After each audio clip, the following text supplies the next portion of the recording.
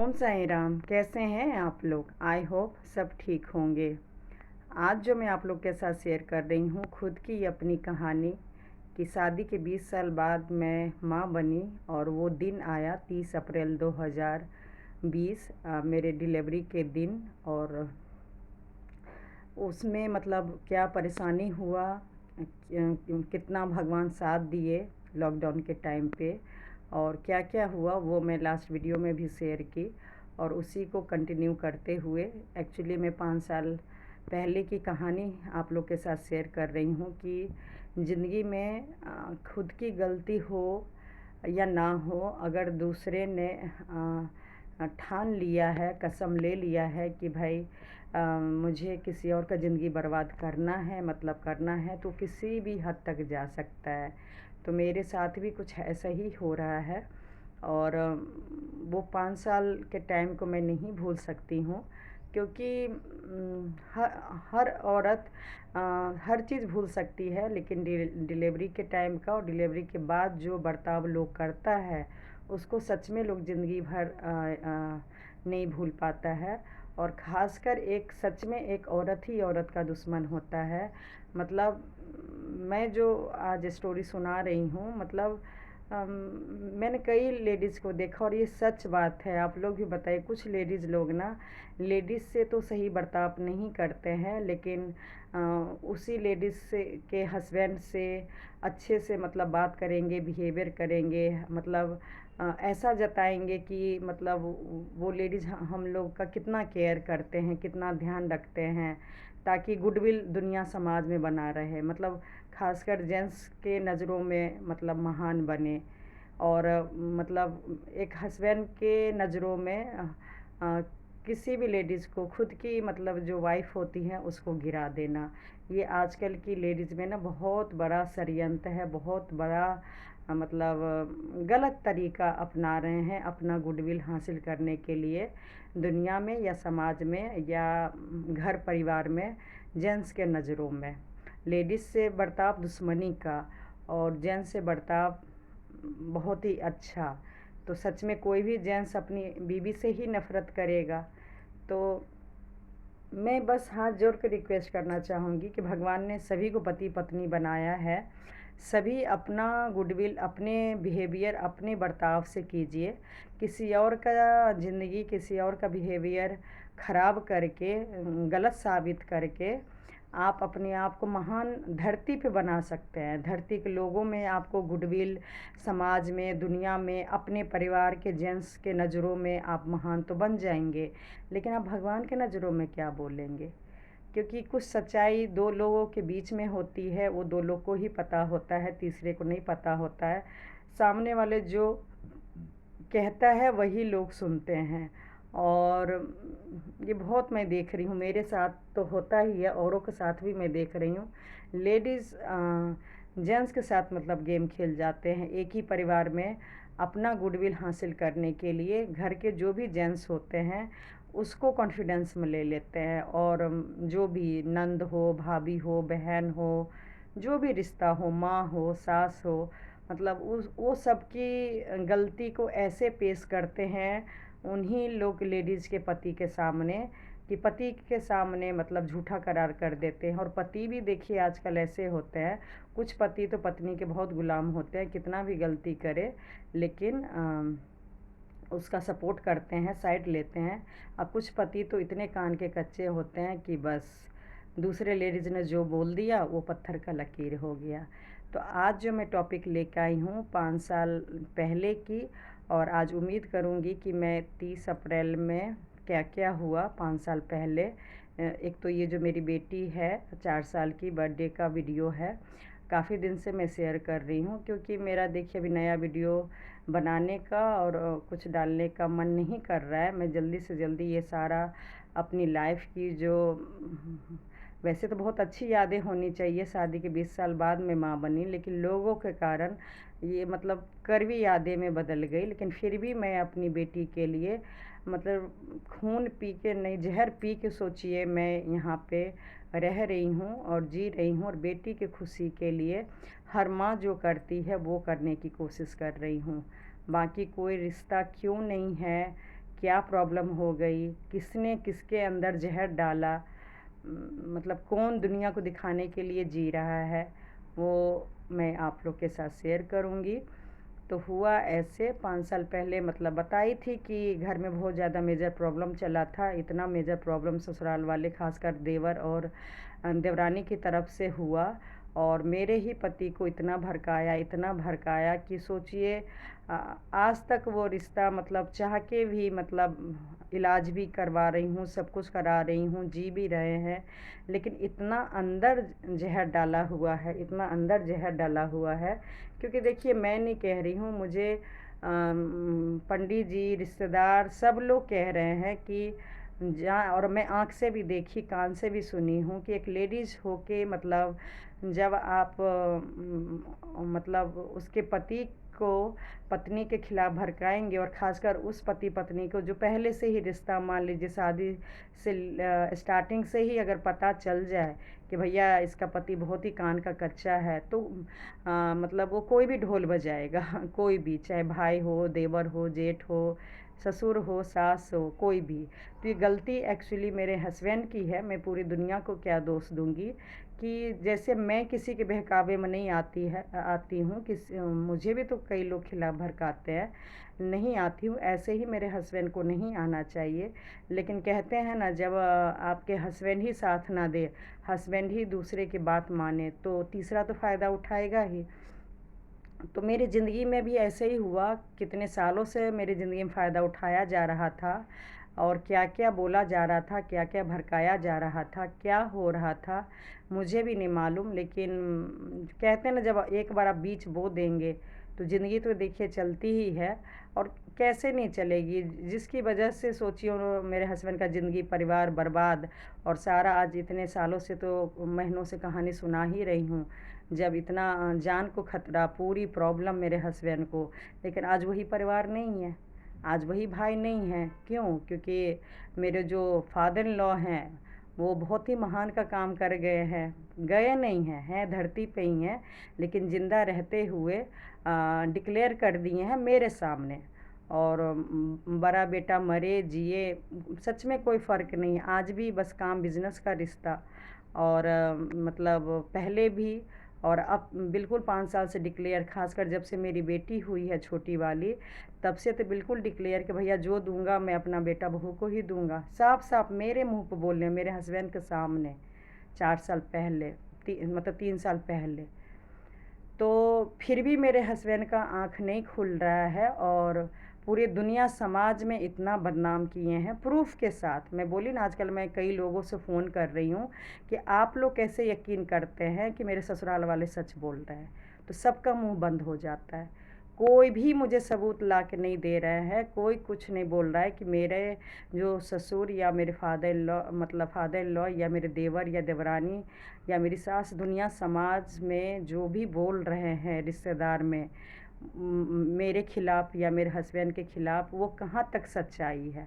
क्योंकि कुछ मतलब मैं बोली 4 साल से मैं ही नहीं, मेरे हस्बैंड भी हर जगह से कट ऑफ हो रखे हैं। मैं तो यहाँ बोल लेती हूँ, मेरे हस्बैंड बोलते भी नहीं हैं। तो मुझे बहुत ज़्यादा परेशानी हो रही है कि मतलब वो मुँह खोले, नहीं तो जितनी परेशानी प्रॉब्लम अभी बढ़ रही है ना टेंशन से, सही बोलूँ, क्या हो जाएगा कुछ नहीं पता है। क्योंकि बोलने वाला इंसान अगर अचानक चुप हो जाता है ना, तो उसके साथ देखिए कुछ भी हो सकता है। मेरे पे तो फिर भी गुस्सा कर लेते हैं, चिल्ला लेते हैं, लेकिन वो माँ बाप, भाई, रिश्तेदार, सबसे नफ़रत तो बहुत करते हैं, बहुत ज़्यादा।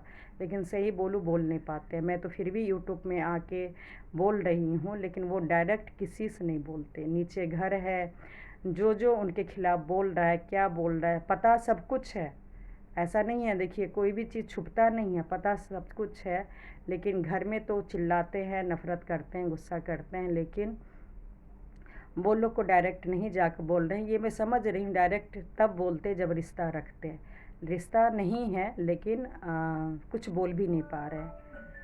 तो वो तो चलिए स्टोरी तो 5 साल पहले की सुनानी थी, लेकिन प्रेजेंट में कहने का मन कर रहा है, इसलिए थोड़ा सा बोल लेती हूँ। मतलब प्रेजेंट में यही है कि मैं देखिए सारा ख्वाहिश तो दबा दी, चाहे जॉब करना, चाहे यूट्यूब पे काम करना, चाहे प्रॉपर्टी दुकान लेना, और क्या क्या मेरी ख्वाहिश थी। हाँ, चाहे मैं तीसरी बार माँ बनूँ, जो भी है सब कुछ छोड़ दिया। बस इस घर से, इस मोहल्ले जगह से निकलना चाह रही हूँ, क्योंकि लोगों ने सच में बिल्कुल मजबूर कर दिया है। जैसे फ्लैट में रहती थी तो वहाँ मजबूर कर दिए, तो मैं स्टोर रूम में आई भाग के, बिना बंटवारे के, बिना कुछ लिए, एक चम्मच भी नहीं लेके आई थी।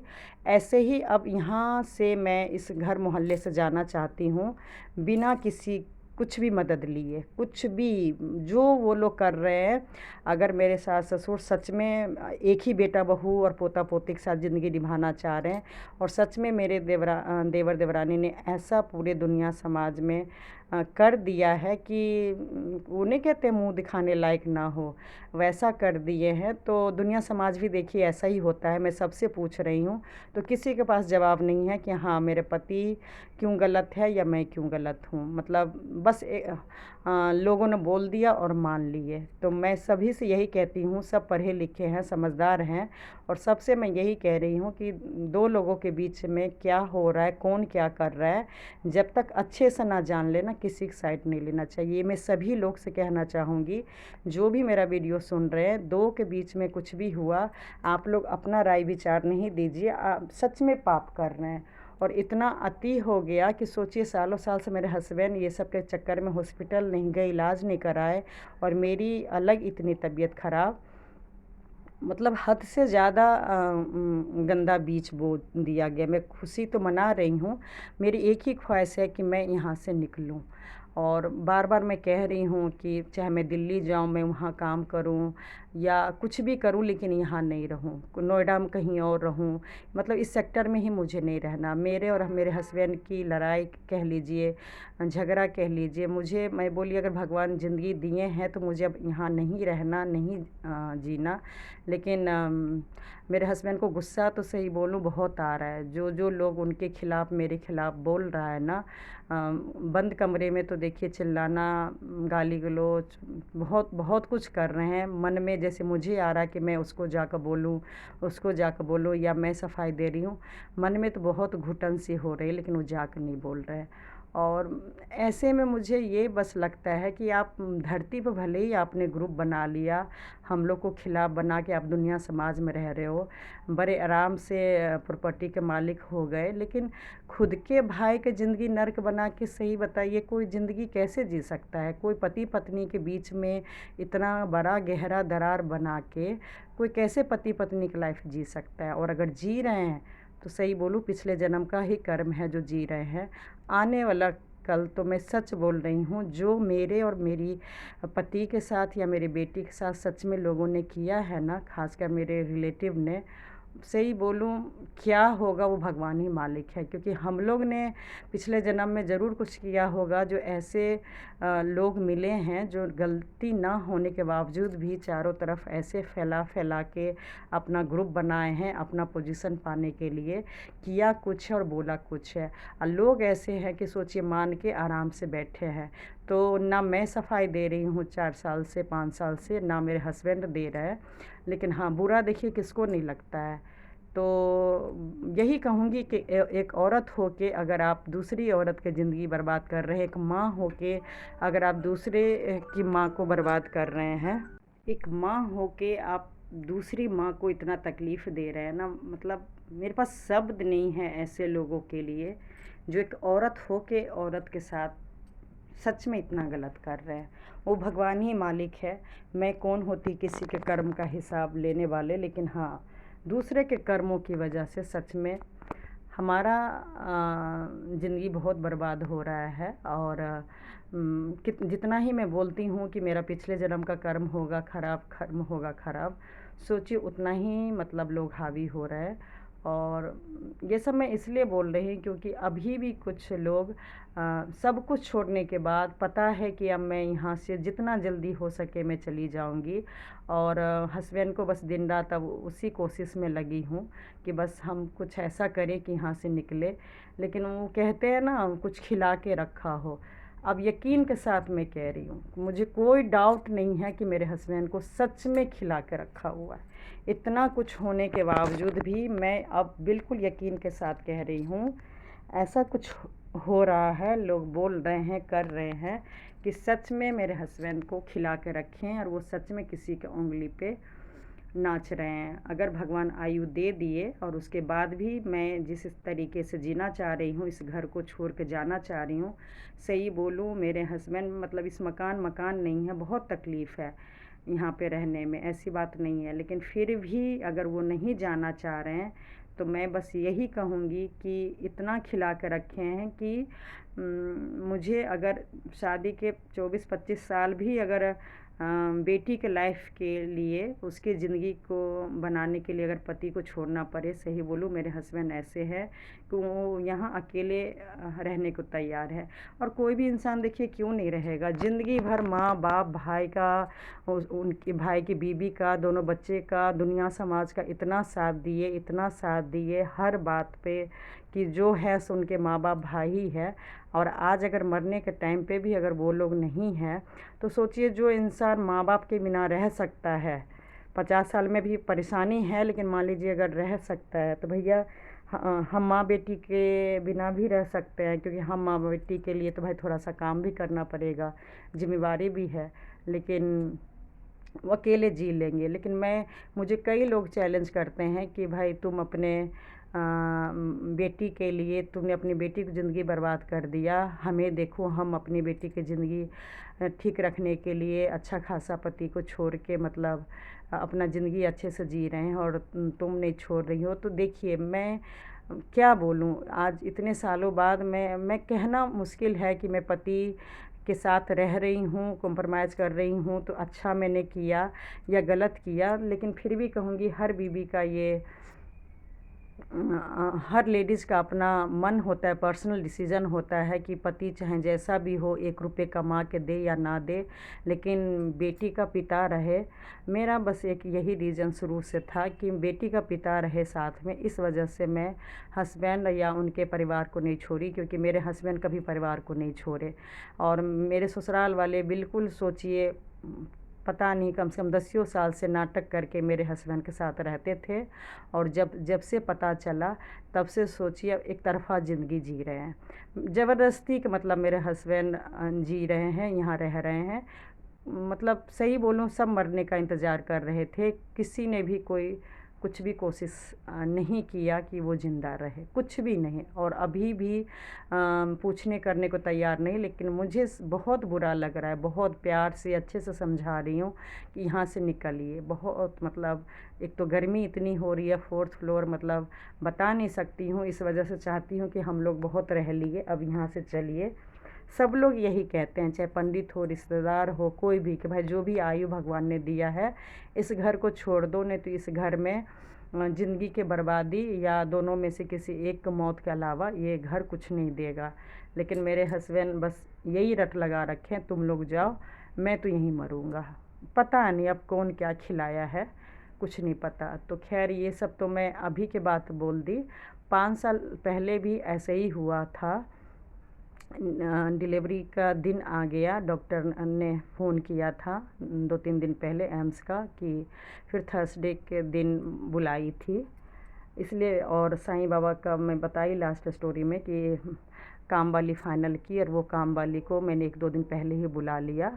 फिर वो भी खाना पीना अच्छे से बनाई, मतलब खाना पीना जब तक मेरा डिलीवरी नहीं हुआ, गई नहीं, तब तक मतलब हम नीचे खाना पीना देते रहे, वो लोग भी दिए, मतलब खाना पीना का सपोर्ट था। लेकिन जिस दिन हमें जाना था दिल्ली के एम्स में, कार देखिए, मेरे शादी से पहले ही कार था, इस कार ने जो मेरे साथ धोखा दिया है ना, आज सही बोलूँ, मैं हस्बैंड को खुद ही ताना दे दे के बुरा हाल करती हूँ, क्योंकि मैं भी थक गई हूँ कि वो ऐसे घर परिवार के लिए, भाई को ससुराल जाना था, मतलब भाई और उसकी बीवी को बिहार जाना होता था तो कार चला के जाते, शिरडी जाना था तो कार चला के जाते, माँ बाप को ज़िंदगी भर कोई पार्टी में, कहीं मार्केट, कहीं भी जाना था तो कार चला के ड्राइवर बन के गए। लेकिन आज डिलीवरी के दिन कौन देखिए पुलिस या सरकार मना करता कि दिल्ली जाने के लिए। आधे घंटे में हमें कोई भी सड़क खाली थी, आधे पौन घंटे में बाहर से ही चाहते तो मेरा देवर छोड़ सकते थे। लेकिन डिलीवरी 4 बजे उठ के मैं और काम वाली और हस्बैंड सब काम उम करके, पूरी सब्ज़ी सब कुछ बना के, क्योंकि हस्बैंड लोग खाना वहाँ क्या खाते और मैं खाली पेट, क्योंकि डॉक्टर बोली थी जल्दी से जल्दी आना, टेस्ट वगैरह होगा और जल्दी से जल्दी हम उसी दिन डिलीवरी कर देंगे।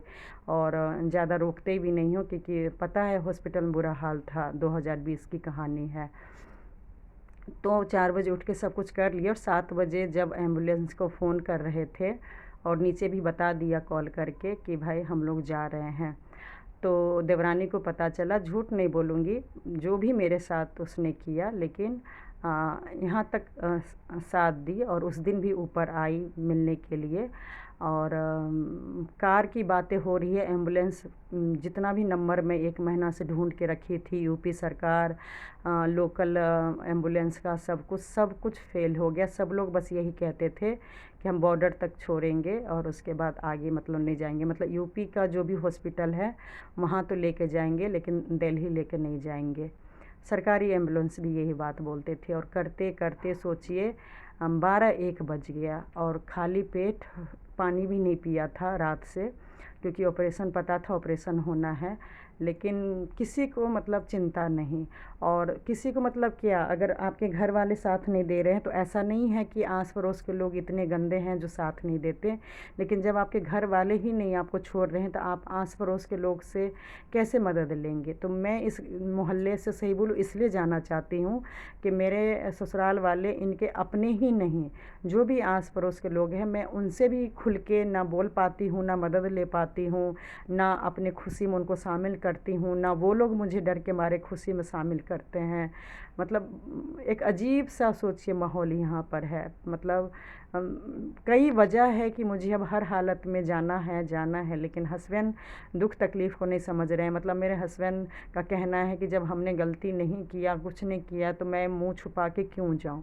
अरे आज कलयुग है, कलयुग में सही में इतना मजबूर इंसान कर देता है कि एक कहानी बताऊंगी कि लोग सही में सुसाइड करने पर मजबूर हो जाते हैं। तो मैं बोली हम लोग का भी तो यही हाल है। दूसरे के चक्कर में अगर हम हस्बैंड वाइफ ठीक से ना रहें, बच्चे को केयर ना करें, हमेशा टेंशन में रहें, तो ऐसे जगह पे रह के क्या फ़ायदा। और हम जान दे के साबित करें लोगों को कि भैया हम गलत नहीं हैं, हमारे साथ गलत हुआ, क्या मुर्दा मुर्दा बोलेगी क्या। तो लेकिन वो मतलब वो बस उनका ये कहना कि जब हमने गलती नहीं किया तो मैं नहीं जाऊंगा, मैं यहीं रहूँगा, तुम जाओ। अब इतने निर्दयी जैसे उनके माँ बाप भाई हैं, मैं सही बोलूँ गुस्सा आता है तो मन में आता है कि सही में छोड़ के चली जाऊँ, लेकिन नहीं छोड़ सकती। पता नहीं पिछले जन्म का कुछ बहुत ही बड़ा कनेक्शन भगवान ने बनाया हुआ है। पति पत्नी के तो हैं, लेकिन देखिए सही बोलूँ आज की डेट में हज़ारों, जिसके पति लाखों लाखों कमा रहे होते हैं, अच्छे रैंक पे होते हैं, वो भी अपने पति को छोड़ देते हैं। लेकिन मेरे पति फ़र्ज़ के मामले में ज़ीरो हैं, लेकिन फिर भी नहीं छोड़ रही हूँ। तो कुछ भगवान ने रिश्ता अनोखा बनाया होगा, जो मेरी कोई मजबूरी नहीं है साथ में रहना, लेकिन फिर भी मैं रह रही हूँ। बच्चों की खातिर कहिए, ऐसा नहीं है कि इतनी मजबूर हूँ कि मैं बच्चों को पाल नहीं सकती, संभाल नहीं सकती, पढ़ा नहीं सकती, सब कुछ कर सकती हूँ, लेकिन एक अजीब सा रिश्ता निभा रही हूँ कि पति किसी और के बस में है।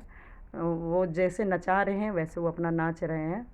काम छोड़ने बोलती हूँ, घर छोड़ने बोलती हूँ, उसके बाद सब ठीक हो जाएगा, लेकिन ना काम छोड़ना है ना जगह छोड़ना है।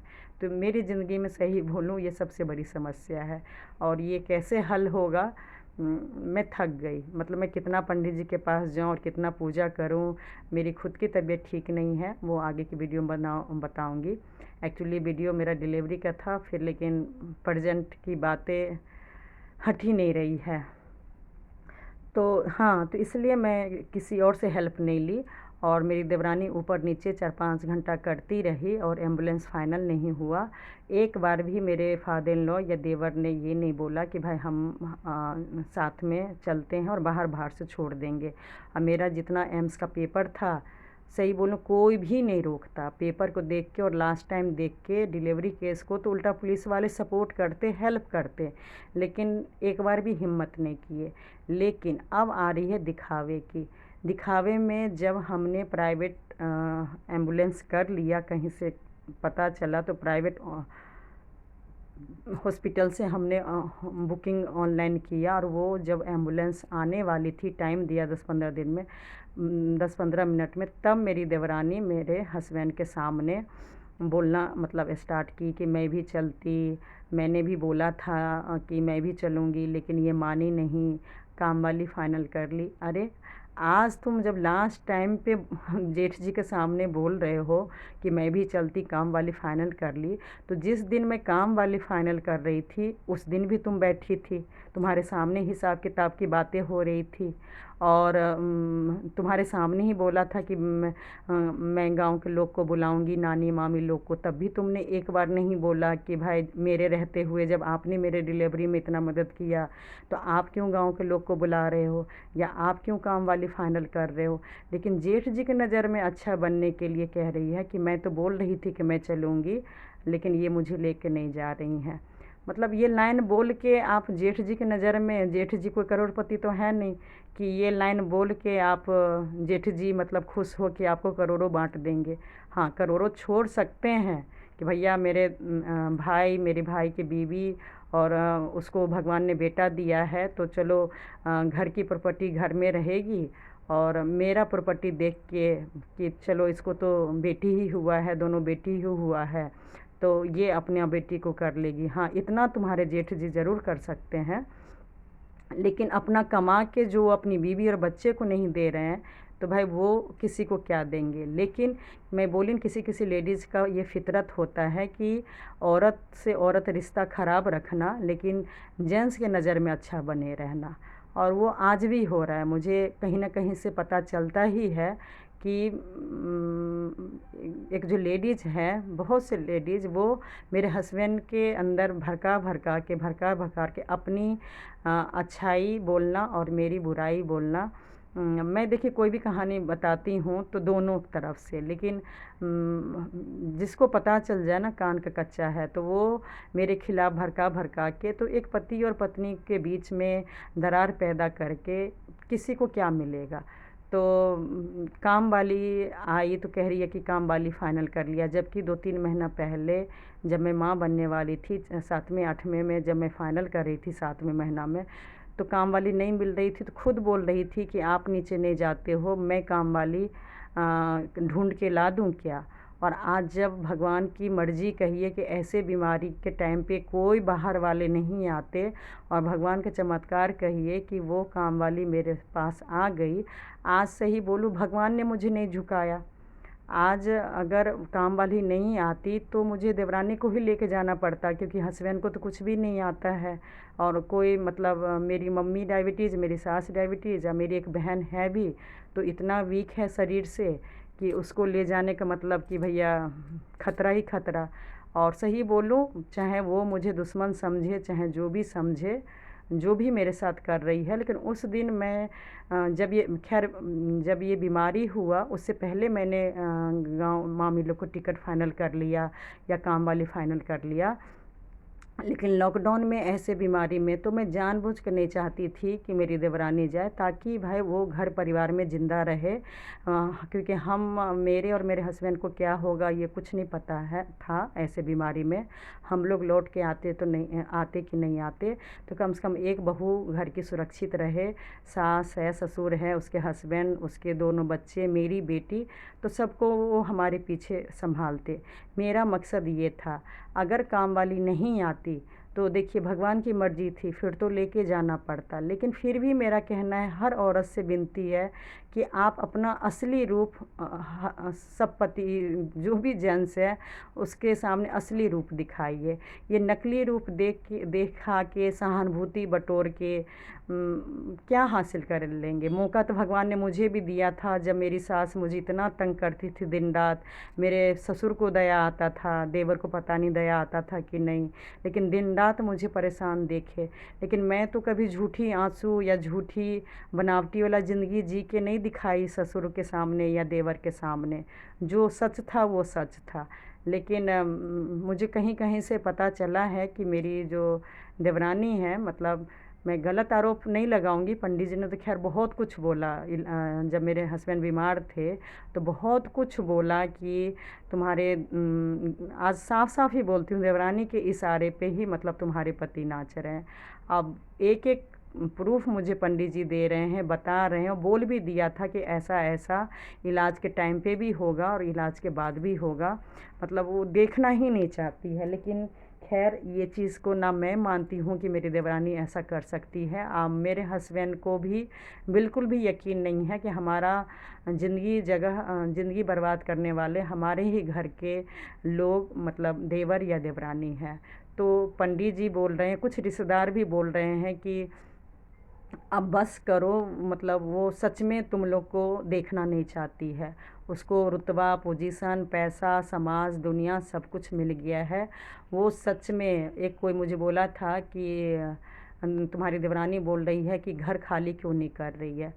तो सही बोलूँ मतलब मेरे हस्बैंड भी मैं हस्बैंड को बताई कि अब तो कम से कम गुस्सा आएगा, चलो पिता घर खाली करने बोल रहे हैं, अब तो आपके भाई की बीवी घर खाली करने बोल रहे हैं। तब भी सही बोलो मेरे हस्बैंड को गुस्सा आया, लेकिन इतना नहीं आया। बाकी आया कि वो कौन होती है मेरे को घर खाली कराने वाले, और जो भी होता है गुस्सा करना, उल्टा सीधा बोलना, वो बोल ले। लेकिन मुझे बस इसी बात का बस वो होता है कि भाई आप जो भी बोल रहे हैं ऊपर बोल रहे हैं, नीचे जाकर तो बोल नहीं रहे हैं कि वो सुने, वो समझे कि आखिर वो क्या गलती कर रही है, क्या चाल चल रही है। उसको तो बस यही सबको लगता होगा कि हम पति पत्नी में झगड़ा हो रहा है। लेकिन सच्चाई ये है कि मतलब किसके इशारे से नाच रहे हैं, क्या कर रहे हैं मेरे हस्बैंड, मुझे नहीं पता। लेकिन हाँ, प्रॉब्लम बस ये है कि मैं सच में निस्वार्थ इस घर को छोड़ के अपने पति बच्चे को लेकर जाना चाहती हूँ। लेकिन मेरे हस्बैंड इस चीज़ को मानने को बिल्कुल भी तैयार नहीं है। अब वो किसके इशारे पर नाच रहे हैं, कौन चाह रहा है कि हम ऐसे ही बर्बाद होते रहें इस घर में, वो भगवान जाने। तो उस दिन भी यही हुआ कि डिलीवरी के लिए नहीं गई, और मैं और काम वाली और हस्बैंड गए, बेटी से मिल के गई कि शायद हम लोग नहीं मिल पाएंगे आगे, ऐसा बीमारी ही था। लेकिन भगवान की मर्ज़ी कहिए, जितना ही मुश्किल यहाँ पर हुआ उतना ही जल्दी जल्दी काम एम्स में हो गया। सारा सामान वामान लेके गई थी, फिर मुझे तुरंत एडमिट कर लिया गया और सारा टेस्ट वगैरह हुआ, प्रोसेस हुआ। और साईं बाबा की कृपा कहिए, उसी दिन भले ही लेट गए लेकिन उसी दिन बेटी को आना था। तो रात में मतलब मेरी बेटी ऑपरेशन से हो गई। और काम वाली भी भगवान देखिए 18-20 साल की थी, लेकिन इतनी एक्टिव थी, पढ़ी लिखी जो भी हो, लेकिन बहुत नॉलेज, सारा चीज़ मतलब वो संभाली। और जेंट्स को अलाउड नहीं था। हमने प्राइवेट वार्ड लिया था, लेकिन वो सब भी इस बीमारी के कारण मतलब ख़त्म हो गया था, जनरल वार्ड में ही रहे।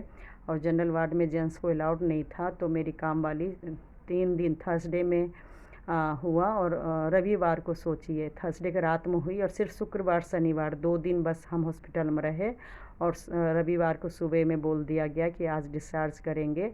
और मुझे दूध भी नहीं होता था, बहुत मुश्किल से काम वाली कहीं कहीं से वहाँ पे चैरिटी होता है, माँ का ही दूध फीड होता है, तो वो दूध लाती थी। मतलब बहुत नॉलेजेबल, मतलब मैं बोलूँ अगर गांव की मामी लोग होती या देवरानी होती, कोई होता, तो शायद इतना नहीं संभालती। लेकिन मैं बोली ना, बार बार मैं काम वाली के नहीं, भगवान का शुक्रिया कर रही हूँ, भगवान का चमत्कार कह रही हूँ कि वो इतना नॉलेज वाला। और आज देखिए, आज मेरी बात नहीं होती, फ़ोन उसका बंद है, चेंज हो गया होगा, बात भी नहीं होती। मतलब सिर्फ सोचिए, मुझे मदद करने के लिए ही भगवान ने उसको भेजा था, चमत्कार मतलब मदद करने के लिए। उसके बाद वो मतलब हम संडे में आए, और वो 15 दिन रही, टाँका मेरा कटा, जिस दिन कटा उसी दिन चली गई। तो अब जो बता रही हूँ गलत अगर बताई तो मेरा फ़र्ज़ बनता है कि मैं सही भी बताऊँ। तो उसी में 4 दिन उतना डिटेल में अब क्या बताऊँगी, बहुत कुछ हुआ हॉस्पिटल में, सब कुछ सँभालते, दर्द, पेन, ऑपरेशन से हुआ था, दूध भी नहीं हो रहा था, बहुत परेशानी का सामना करना पड़ा। लेकिन फिर भी मैं सब कुछ ठीक होके मैं घर आई। घर आने से पहले मैं अपनी बड़ी बेटी को बोली कि 3-4 दिन से सफाई ऊपर नहीं हुआ होगा, घर की अच्छे से डस्टिंग वस्टिंग झाड़ू पोछा सब कुछ कर दो, और एक काम करना, तुम ऊपर नहीं आना, तुम अपना चाची लोग के साथ ही नीचे रहना 15 दिन, क्योंकि सरकार का रूल था कि भाई 15 दिन दूर रहना, और ऐसे जगह से आए कि एम्स में तो सोचिए हर 2 मिनट पे 3 मिनट पे खबर आती थी कि मौत हो गई, मौत हो गई। तो हम लोग आँख से भी देखे थे ऐसे पेशेंट को, ऐसे बीमारी लोग को। तो डर था कि भाई मेरी वजह से मेरे परिवार, मेरे आस पड़ोस कोई क्यों खतरे में आए। भगवान ने मुझे बेटी दिया है, तब जो भी होगा। अब एक काम वाली को रखना तो देखिए मजबूरी थी, वो तो भगवान ने भेजा था, तो मतलब मजबूरी थी। मैं मानती हूँ, दया तो आता था कि बेचारी ये भी हम लोग की वजह से जाएगी, लेकिन क्योंकि मेरे पास कोई रास्ता नहीं था, तो स्वार्थी कहिए कुछ भी कहिए, उसके साथ मेरा रहना मजबूरी था। और भगवान ने सही में 15 दिन बुद्धि दिया, वो मेरे साथ रही भी। लेकिन अब मैं बता रही हूँ, इतना कोऑपरेट मेरी फैमिली ससुराल वाले ने किया, और सफाई भी शायद, हाँ सफाई भी मेरी देवरानी घर में दोनों मिलके, मेरी बेटी और उसने पूरा कर लिया। और उसके बाद मतलब गेट पे मैं बोली थी सब लोग बाहर रहना, बस गेट खोल देना ऊपर का, और तुम लोग सब के सब नीचे फ्लोर है सबका, वो सब अंदर रहना। जो सिस्टम हमने 1 महीना से देखा था, दूर दूर रहना, वैसे ही रहना। तो आप यकीन नहीं करेंगे, मतलब मुझे आज बुरा सही बोलूँ इसी बात का लग रहा है, कब वो लोग का रूप अलग हो जाता है था, अब तो खैर एक जैसा ही रूप चल रहा है, और कब सही हो जाता था समझ ही नहीं आया कि मैं किसे अपना समझूँ और किसे पराया समझूँ। तो उस दिन इतना अच्छा ये लोग का रूप देख के मैं हैरान हो गई। तो मैंने देखा, मतलब मेरी सब लोग देखना चाह रहे थे मेरी बेटी को, फ़ोटो तो भेज दिया था, लेकिन फ़ेस टू फ़ेस देखना चाह रहे थे। और ना चाहते हुए भी मेरी बेटी निकल के आ गई आगे, और उसके बाद मतलब हमने बोला जाली से देख लेना, लेकिन वो नहीं रहा गया। गेट से मेरी बेटी आ गई, फिर देवरानी आ गई, देवरानी के बच्चे आ गए, मेरे फादर इन लॉ, देवर। यकीन नहीं करेंगे, सिर्फ मेरी सास जो है मदर इन लॉ, वो गेट के अंदर रही, उनको मरने से डर लगता है। और बाकी सब लोग को सही बोलूँ डर ख़त्म था, बिल्कुल झूठ नहीं बोलूँगी। जितने भी उन्होंने गलती किया होगा मेरे साथ, उस दिन देख के मैं हैरान हो गई कि सच में फैमिली इसको कहते हैं। डिलीवरी में यकीन मानिएगा, झूठ नहीं बोलूँगी, डिलीवरी में मैं जानबूझ के देवरानी को लेकर नहीं गई थी ताकि वो सही सलामत घर में रहे, पहले का जो भी कहानी हो। लेकिन उस दिन सामने देख के ना मेरा सारा गलतफहमी सब दूर हो गया कि जान को भूल के ये लोग बेटी को स्वागत एक तरह से कर रहे हैं और बेटी को देख रहे हैं, मुझे बिल्कुल भी उम्मीद नहीं था। इसलिए कहती हूँ, इस फैमिली के लिए मैं भी और मेरे हस्बैंड का जो जान है इसलिए अटका हुआ है, क्योंकि ये लोग का रूप ना पहचान नहीं पाई, कभी कुछ कभी कुछ। और खैर ऐसा होता भी है, कभी खट्टा कभी मीठा होता है, लेकिन इतना बड़ा चेंज मुझे पता नहीं। मैं बहुत अंदर ही अंदर बहुत खुश हुई, बहुत ज़्यादा। और सब मिले, और यहाँ तक कि एक पड़ोस में जो जिनको मैं आंटी बोलती हूँ, भाभी है, सही बोलूँ वो लोग भी निकल आए। मतलब बहुत आश्चर्य की बात है, वो लोग भी बेटी को देखे, मतलब खुश हुए, और 5-7 मिनट मतलब आराम से अच्छे से रहे होंगे। और उसके बाद मतलब जब मैं ऊपर आ गई, बोली थी कि नहीं आना, लेकिन फिर वो मेरी बेटी आ गई। उसके बाद जब बेटी आ गई तो फिर मेरे से रहा नहीं गया, मैं बोली जब तुम आ गई फिर नीचे जाओगी तो एक काम करो, बच्चे लोग को भी बुला लो, देवरानी जो आना चाहे उनको बुला लो। तो आप यकीन नहीं करेंगे, फिर बारी बारी मतलब सब, यहाँ तक कि मेरे देवर भी, वैसे उनको बच्चे से बहुत लगाव है, वो अलग कहानी बताऊंगी कि मेरी बड़ी बेटी के टाइम पे भी उनको मेरी बेटी से लगाव नहीं हुआ, और छोटी बेटी का भी वो कुछ ही महीना कुछ ही दिन बस प्यार रहा, उसके बाद सब ख़त्म। तो मैं तो देखिए समझाने के लिए बस बोलती हूँ, पिछले जन्म में मैंने ऐसा किया होगा, मेरे पति ने ऐसा किया होगा, लेकिन बहुत ख़राब लगता है। आज जो 4 साल 5 साल से पागल बनी बैठी हूँ, सिर्फ देखिए कोई कहता है प्रॉपर्टी के लिए, कोई कहता है देवरानी नहीं बोलती है, नहीं, सारा गलती माफ़, एक एक रुपये ले लो। लेकिन ये जो मेरी बेटी आज 4 साल की हो गई है, और फैमिली के रहते हुए अगर मेरी बेटी अकेले बिताई, और मेरे हस्बैंड जो मेरा है लेकिन अपने फैमिली के कारण कभी वो खुश नहीं रह पाए, मैं कितना भी पैसे खरीदना, शॉपिंग मॉल सब कुछ करा दूं, लेकिन वो जो एक मेरे पति का जो माँ बाप के साथ, भाई के साथ, भाई के बच्चों के साथ जो रिश्ता था, वो चाह के मैं ख़रीद नहीं सकती हूँ। आज से ही बोलूँ, मैं अपनी बेटी, हस्बैंड सबका ज़िंदगी देखती हूँ ना, तो मुझे पागलपन का दौरा चढ़ता है कि आखिर ये लोग को मिला क्या। एक प्यार ही तो देना था, लेकिन पैसे प्रॉपर्टी या कोई चीज़ जितना बड़ी बात होती है। लेकिन सच बोल रही हूँ, उस दिन देवरानी अच्छा रूप दिखाई।